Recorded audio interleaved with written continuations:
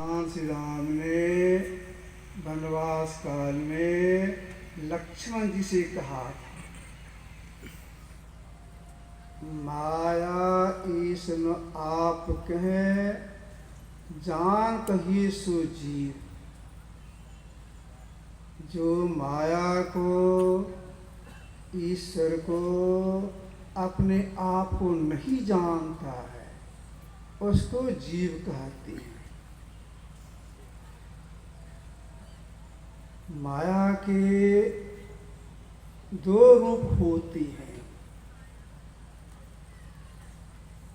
सामान्य माया और जोग माया। जीव सामान्य माया को पूरा पूरा नहीं जानता है और जोग माया को भी नहीं जानता है। सामान्य माया किसको कहेंगे, जोग माया किसको कहेंगे? 14 इंद्रियों संग में रह करके आप और हम जो कुछ देखते सुनते हैं ये सब के सब हो गए सामान्य माया।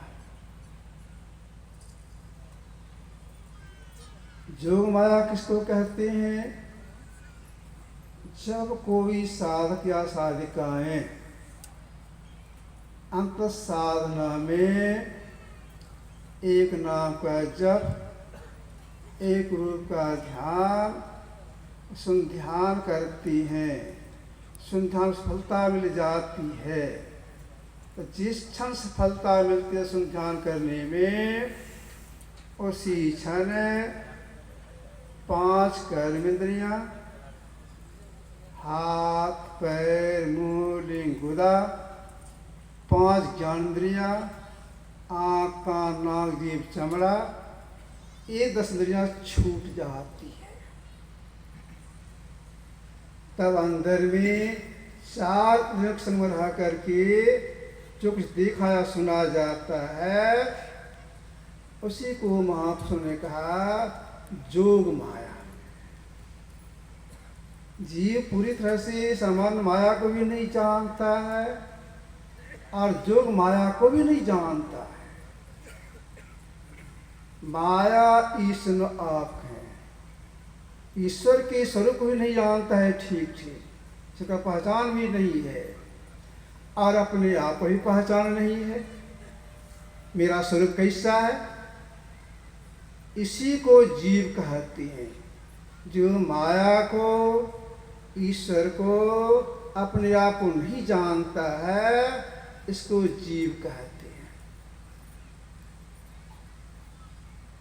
यह जीव सृष्टि काल से अनेक प्रकार के श्रम धारण करते छोड़ते आ रहा है। तो शरीर धारण करने में और छोड़ने में जीव को असह्य कष्ट होता है। अगर इन कष्टों से कोई बचना चाहते हैं, उन्हें क्या करना होगा? अभी हम लोगों ने ग्रंथ पाठ में सुना, उन्हें ईश्वर की भक्ति करनी हो और कोई दूसरा उपाय नहीं है।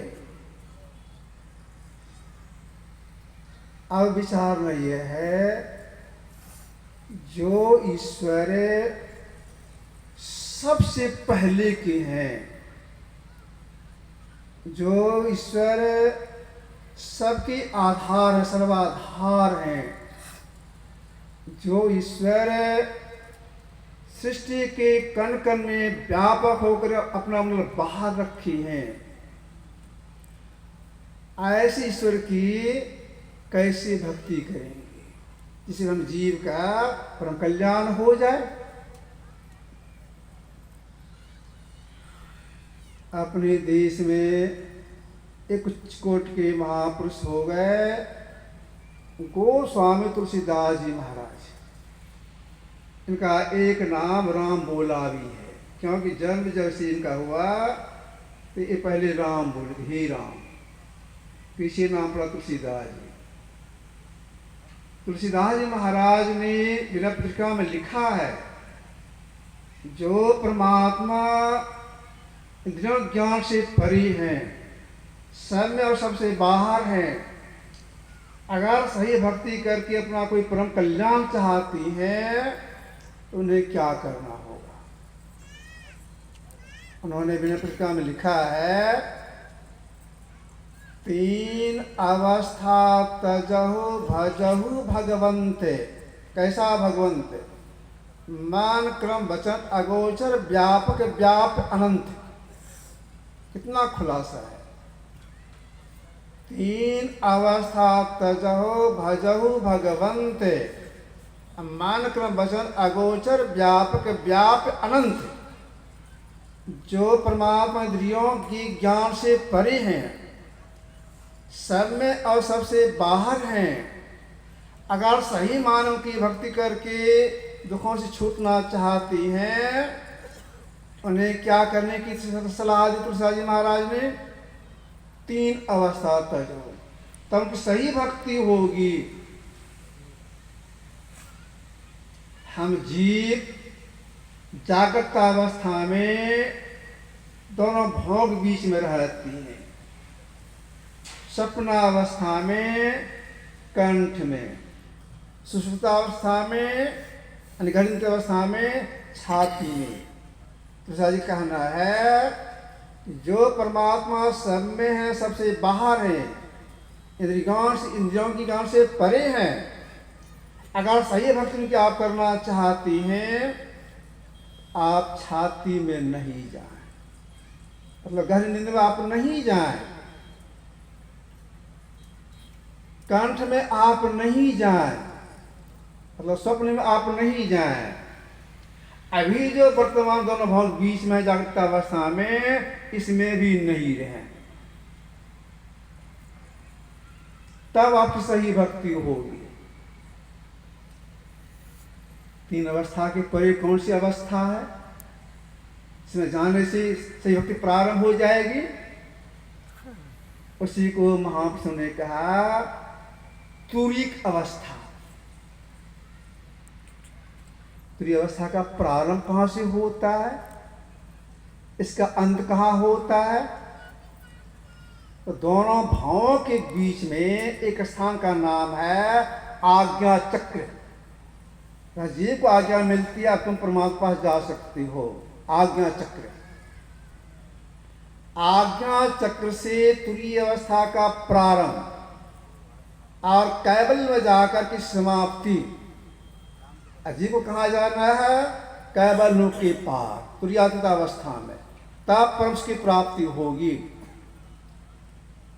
तो 3 अवस्था छोड़ने के लिए कहा। तो अभी जागृत अवस्था में है, तुरीय अवस्था में प्रवेश करना है। जागृत अवस्था से हम तुरीय अवस्था में जाएंगे, वह रास्ता कैसा है? पंजाब कोट के महापुरुष हो गए गुरु नानक साहब, इन्होंने उस रास्ते के संबंध में कहा, वो रास्ता कैसा है जिसमें जीव को चलना होता है। खन्ने तीखी बाल होने की एक मार्ग जाना। और रास्ता कैसा है? तलवार की धार के समान पतला, बाल के नोक से अत्यंत झीना। उस मार्ग चलने से सही भक्ति होती है। उस मार्ग में कैसे चलेंगे, इसलिए क्या करना पड़ेगा? इसी के लिए महापुरुषों ने कहा, भाई अगर उस महीन मार्ग में आप घुसना चाहते हैं, तुरीय में प्रवेश करना चाहते हैं, तो पहले अपने शक्ति पैदा करें, तब शक्ति आ जाएगी उस साधन विशेष करने की, जिस साधन विशेष के द्वारा आप तुरीय अवस्था में प्रवेश कर सकते हैं। शक्ति कैसे पैदा होती है? असुर उपासना से। असुर उपासना में क्या करने के लिए महापुरुषों ने कहा? एक नाम का जप जो गुरु बता दें, एक रूप का ध्यान, ये हो गए असूल उपासना। इसके बाद सूक्ष्म उपासना में जो क्रिया है इसकी सफलता में ये तुरीय अवस्था में प्रवेश करता है। तो वस्तुल उपासना जब तक करेंगे नहीं ठीक से, सूक्ष्म करने की शक्ति नहीं आएगी। जैसे मोटे मोटे अक्षरों को लिखे बिना महीन अक्षर लिखने शक्ति नहीं आती है, ठीक ऐसी मोटी उपासना किए बिना सूक्ष्म भक्ति करने की शक्ति नहीं आती है। तो हम लोगों को पूरे मुस्तैदी के साथ बल प्राप्त करने के लिए एक नाम का जप करना चाहिए, एक रूप का ध्यान करना चाहिए। आप तुरीय अवस्था प्रवेश करने के लिए इस नाम से सही भक्ति प्रारंभ हो जाएगी। ये जो हम लोग की दो आंखें हैं, और दोनों आंखों से दृष्टि धार निकल रही है। दृष्टि धार प्रकाशमयी है, असमान रेखा में चलती है। जैसे हम लोग सूर्य को देखते हैं, यहाँ से सूर्य तक चली जाती है, शक्ति ने क्यों समुद्र रेखा में चल रही है। पोपी फूकना बंद कीजिए। हाँ, मैं कह रहा था कि दृष्टि की धार सूर्य तक जाती है, शक्ति नहीं है। क्यों? समुद्र रेखा में चल रही है। रात हम ताराओं को उसके ऊपर देख लेते हैं, जिसका शक्ति नहीं है। सभी चीजों को देखते हैं, जिसका शक्ति नहीं है। कैसे सटेगी? यही भेद गुरु बताती है। यही असल में ब्रह्म दीक्षा। ये क्या बताते हैं? अंधकार में देखने की कला बताते हैं। अंधकार में देखिए, टक लगा के देख, सिमटिका से देखिए। श्री सद्गुरु महाराज की जय।